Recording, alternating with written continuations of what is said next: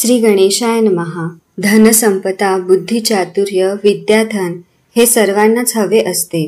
ते देण्याबद्दल ज्यांचा लौकिक आहे अशा बुध आणि बृहस्पती यांची ही पूजा अनेक घरात पूर्वापार परंपरेने केली जाते। श्रावणातील प्रत्येक बुधवारी बुधाची आणि गुरुवारी बृहस्पतींची म्हणजेच गुरुची पूजा केली जाते।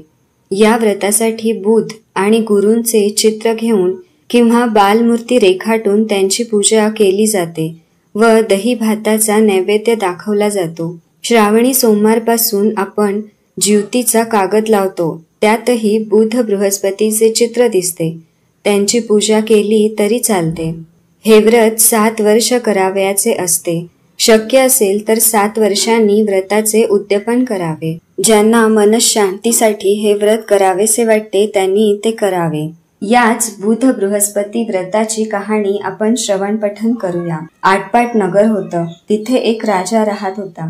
त्याला 7 मुलगे होते, 7 सुना होत्या। त्यांच्या घरी रोज एक मामाभाचे भिक्षेस येत। राजाच्या सुना आमच्या हात रिकामे नाही म्हणून सांगत। असे पुष्कळ दिवस गेल्यावर त्यांना दारिद्र्य आले। सर्वांचे हात रिकामे झाले।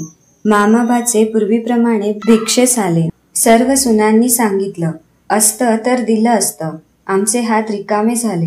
सर्वात धाकटी सून शहाणी होती।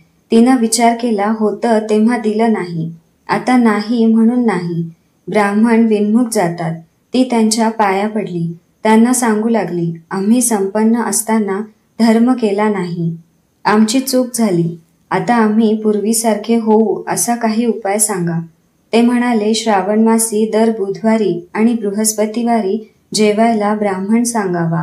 आपला पती प्रवासाला जाऊन घरी येत नसल्यास दाराच्या बाजूला 2 बाहुल्या काढाव्यात।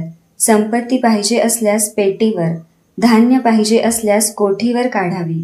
त्यांची मनोभावे पूजा करावी। अतिथी वगैरेंचा सत्कार करावा, म्हणजे इच्छित हेतू पूर्ण होतात। याप्रमाणे ती करू लागली।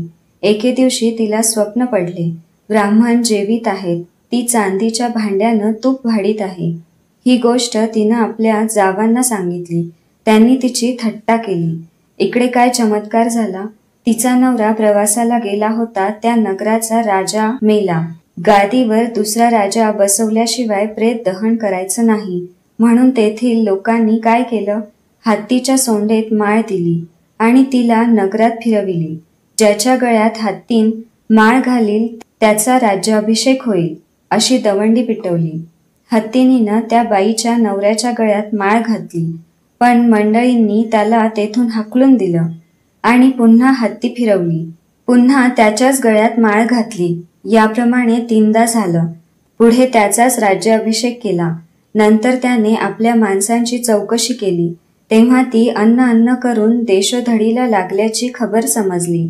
मग राजानं काय केलं, मोठ्या तलावाचं काम सुरू केलं। मजूर खूप लावले। तिथे ह्याची माणसे आली। राजानं आपली बायको ओळखली, मनात संतोष पावला। तिनं बुध बृहस्पतीच्या व्रताची व स्वप्नाची हकीकत सांगितली। देवानं देणगी दिली, पण जावांनी थट्टा केली। राजानं ती गोष्ट मनात ठेवली। ब्राह्मण भोजनाचा थाट केला। तिच्या हाती चांदीचं भांडं दिलं व तूप वाढायला सांगितलं। ब्राह्मण जेवून संतुष्ट झाले। जावांनी ते पाहिलं, त्यांचा सन्मान केला। मुलंबाळे झाली। दुःखाचे दिवस गेले, सुखाचे दिवस आले। जशी तिच्यावर बुध बृहस्पतींनी कृपा केली तशी तुम्हा आम्हावर करो। ही 60 उत्तराची कहाणी 5 उत्तरे सुफळ संपूर्ण।